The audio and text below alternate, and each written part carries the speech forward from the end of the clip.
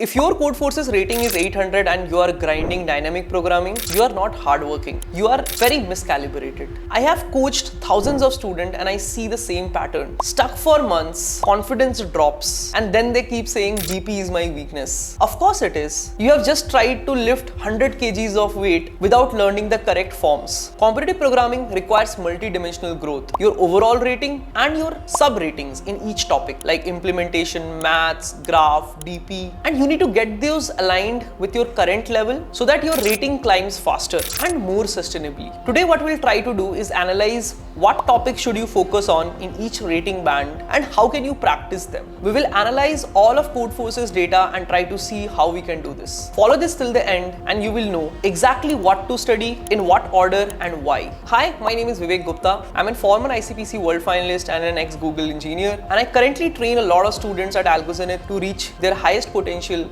in competitive programming as well as their career goals. Let's get started.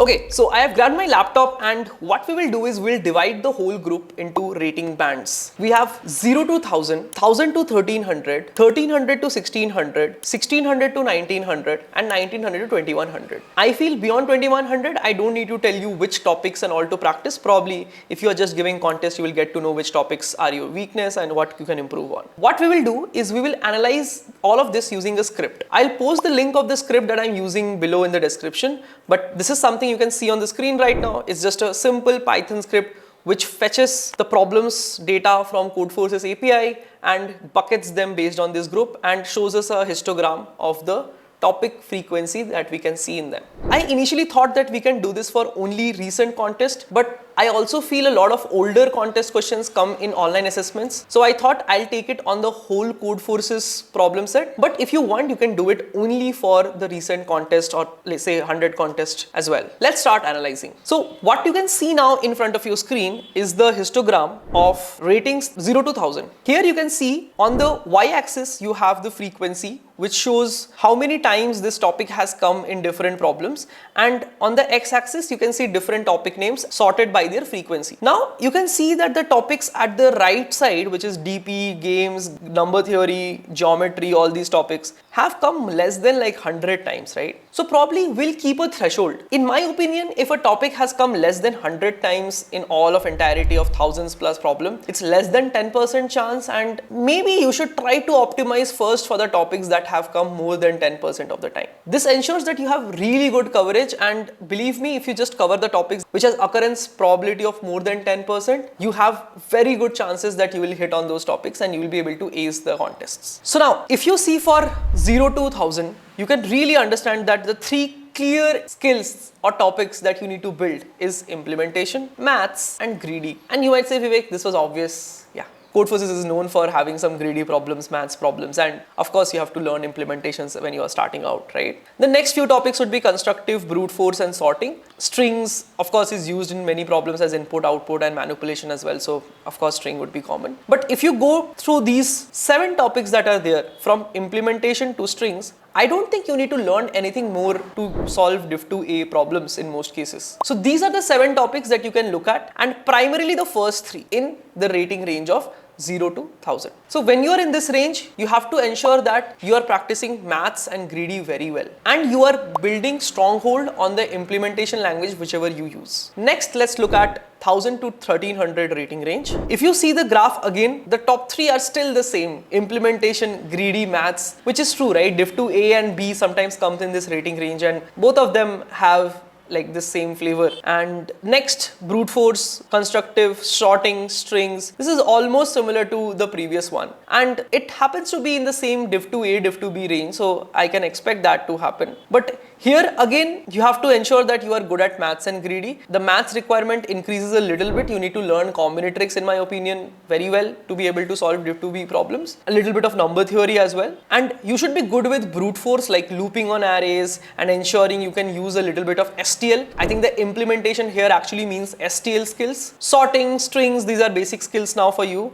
And constructive is one more thing that you have to slowly start getting better at, because oftentimes you have to build logic and proofs. So This is a rating range where you have to improve on these topics. Now if you move to 1300 to 1600, slowly the graph starts having other prominent topics above 100 threshold. Greedy implementation maths though will always be there in Codeforces, and if you have been giving it, you understand that these three are anyways a critical topic, and brute force and constructive now appears much more common. But now you can see that DP is almost above 100, binary search is above 100, data structure is above 100, number theory is touching 100, right? So the new topics that you will have to start exploring when you reach this range is DP, the foundational DP part. Binary search, very important, because a lot of diff2b, diff2c problems can be solved with binary search, upper bound, lower bound, and standard binary search on answer. Then basic data structures like STL related stuff, and sometimes very rarely you might need to use some complicated data structure, but I have seen some diff2c problems using basic Fenwick tree or basic segment tree as and when needed. And number theory also becomes common because a lot of GCD related problems comes in diff2b, diff2c, and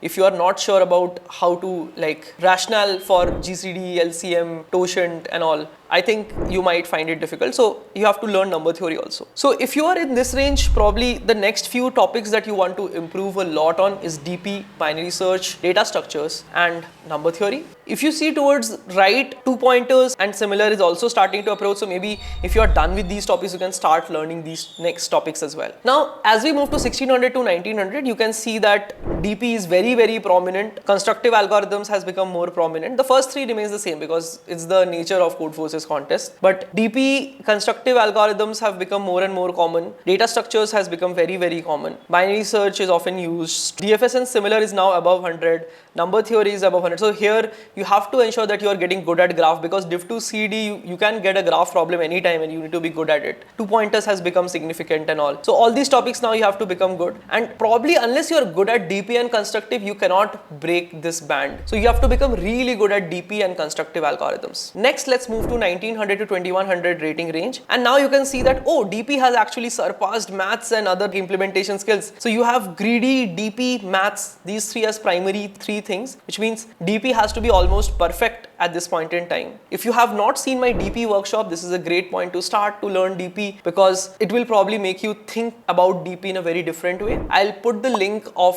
the DP workshop below in the description. You can watch it from there. And almost every other topic now, like graphs, trees and stuff, has become important. Even Bitmask is above 100, so you need to learn a lot of good techniques. And probably by this range, you would already know what all things and topics you need to learn. And this is generally at the diff2DE level. So what does this mean? Now you have simple topic names which you want to practice when you are doing focused practice. When you are practicing for competitive programming, there are two types of practice. One is random practice, where you don't know the topic and you are just solving a question. And generally this happens when you are giving a lot of contest itself and upsolving. But one type of practice is improving your individual topic knowledge. And when you are doing that, I feel you should think about the topics that are common and your weakness and work on them.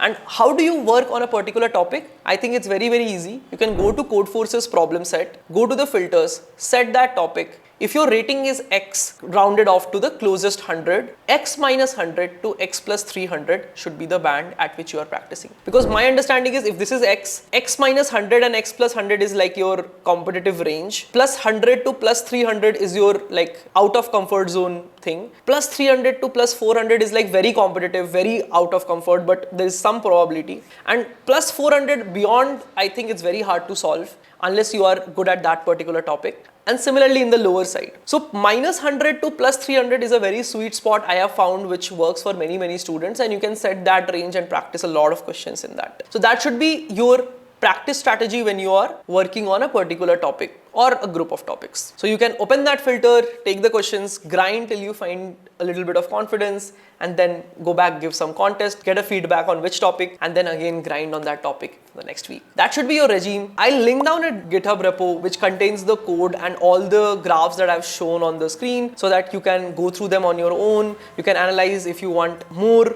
and you can build some more inferences. I'd love to see your idea about these things in the comments. So let me know what your idea is on what topics you are trying to improve right now, and what's your approach on selecting the topics. I would be happy to comment on if I find something super interesting, and maybe I'll pick up some of them and discuss in the next video. If you want me to create some video on a topic and you would love to learn it, let me know in the comments and I'll see you in the next video. Till then, keep coding and be happy. Bye-bye.